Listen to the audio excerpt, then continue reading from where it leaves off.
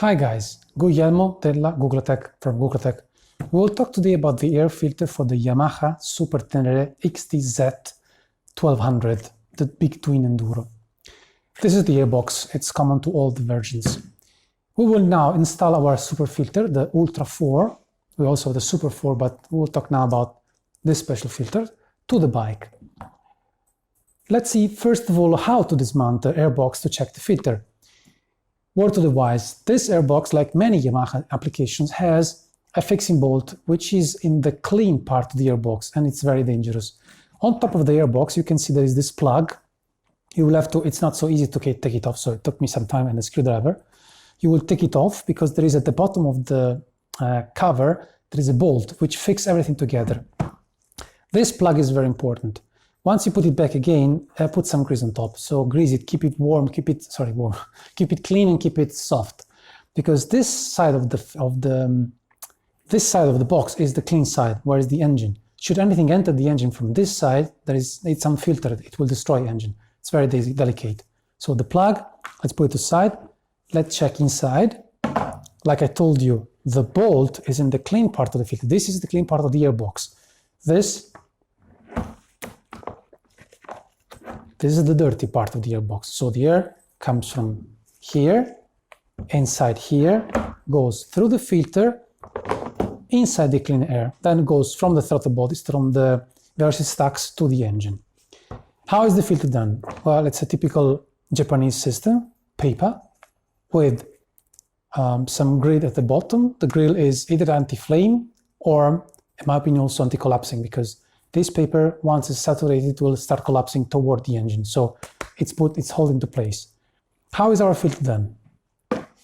Well, we use a fluid dynamic concept principle, which is to allow a better and higher velocity and speed of air through a smaller surface, meaning that our matrix allows a faster air and also in bigger quantity, but it's not the quantity it's important. It's the velocity, the speed of the air.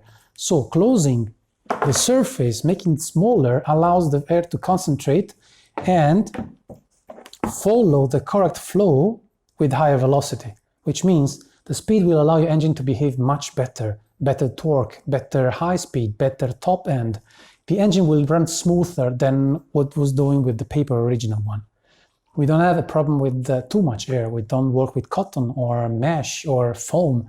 We have the right quantity of air with the higher speed. This is the trick. And with a much, much better protection. How is the filter done? This is a special, let's call it, it's not gluing, but it's a fixing system, okay, that we have. It's a laser cut aluminum plate, and we fix our filter on top of the aluminum plate, together sandwich.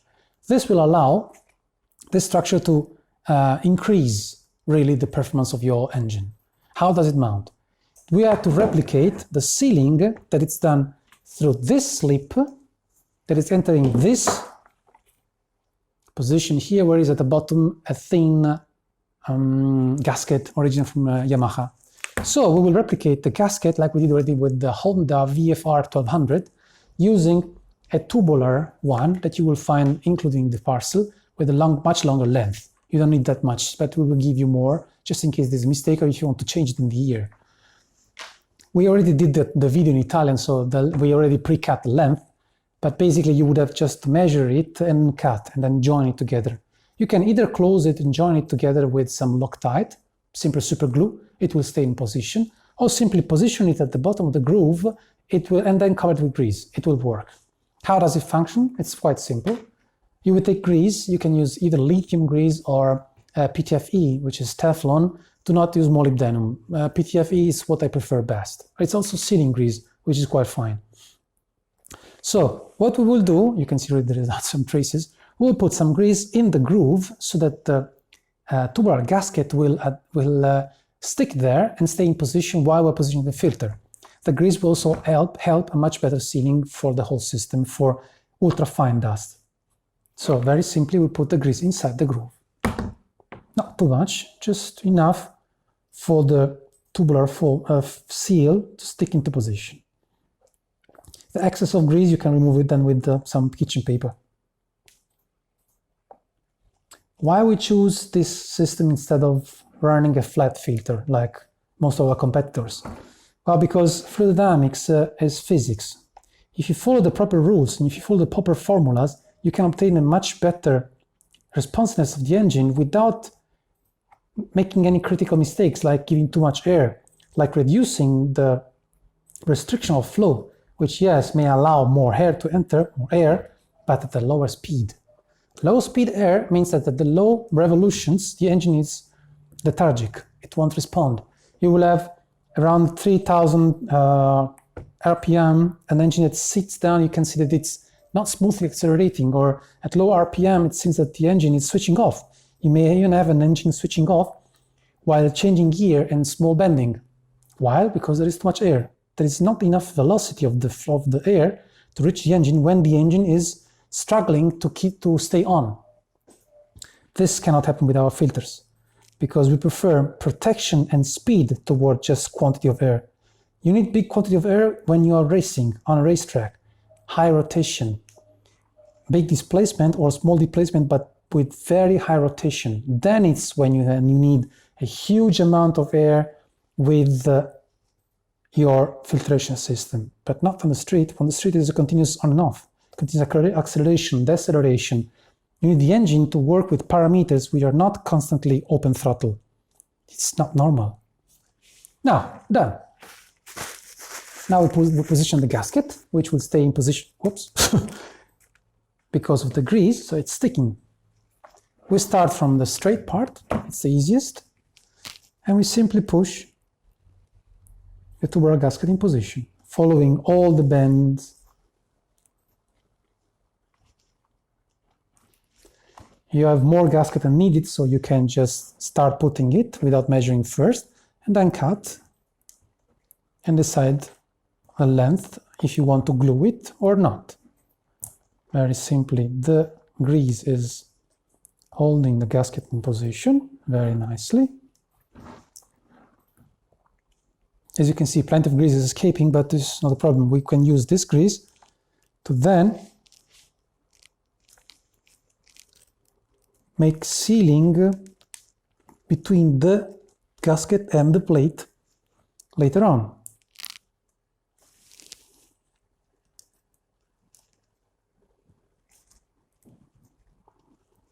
You know that I'm paranoid, that's why I'm doing it slowly, following and pushing every time on the same surface to make sure that it's perfectly done and sealed.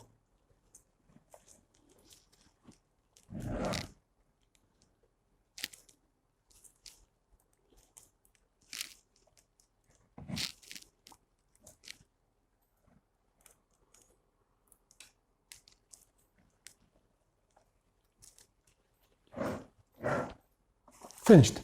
Perfect in position, and it's not falling down. The grease is sticking. Now, we clean our hands a bit. We can put more grease on top of the gasket, but I believe that in this case it's really properly greased. Sorry, I know that I should show you in front of the camera, but it's just that it's the wrong way around for me to work. For you, it's going to be much better because you will have this one perfectly horizontal on the bike while you're mounting it.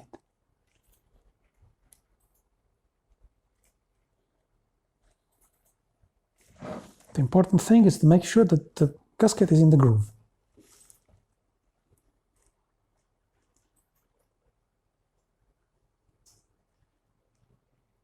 Finished. We take our filter. The body of the filter is upward. We just follow the hole, which is not symmetric. We put back the cover, which you can see it's bouncing back, so the gasket is sealing, as you can see. We will start with this screw first, and then we'll close everything together. Engine is protected. You will have a better response, a much better protection. Should you wish to use your bike like many are doing for extreme off-roading, we have even an Italian guy riding through the whole South America, using the Super Tenere like an enduro bike. I like enduro, like, you know, single track. But this monster, I mean, he is a great pilot. I'm not that good. But he's really abusing his bike, and he's using it in the most extreme conditions. For this, our filter should be treated with the rock oil factory eco-foam. I'm talking about the spray today. I'm talking about the spray because some people do not use the sprinkler. They prefer the spray because they use it on the foam of the dirt bikes. And the difference between a spray and the sprinkler is that the quantity of oil suspended in the cloud coming from the spray, I don't know if it's called cloud. Anyway, it's lower than the sprinkler system. So what we recommend is that when you use a spray, since you cannot, like you do with foam, work the filter and make sure that the oil will enter the filter, you should put on both surfaces, both sides, so inside and outside, and make sure that the quantity of oil is correct, also checking the color that the filter reaches once it's properly oiled. Only because nebulization has lower quantity of liquid than normal sprinkling. You know, with a sprinkler, like in our other videos. That's it. If you oil the filter, you will not lose any power. You will not lose any rev speed. Or it's not that if the bike will go with less power. You just increase the protection to the best protection ever in the world. So mechanically, this filter filters at 30 microns mechanically. So it's matrix. With the oil, we go down to 2 microns absolute. It's just that everything will be blocked. Everything will stop. And to wash it, lukewarm water, a bit of soap, dishwashing cleaning, or whatever it's mild in your house, and it's going to be clean in a matter of a couple of minutes. There are a couple of videos also on our YouTube channel.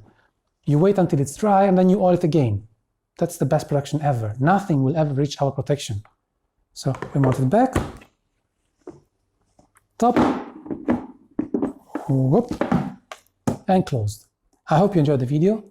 Give us a like, subscribe to the channel, and follow us, because we will have always new product for your bike, for your adventure, new curiosities, new technical details, and whatever it's around the motorbiking adventure world. This is Guglatech. Thank you so much and enjoy.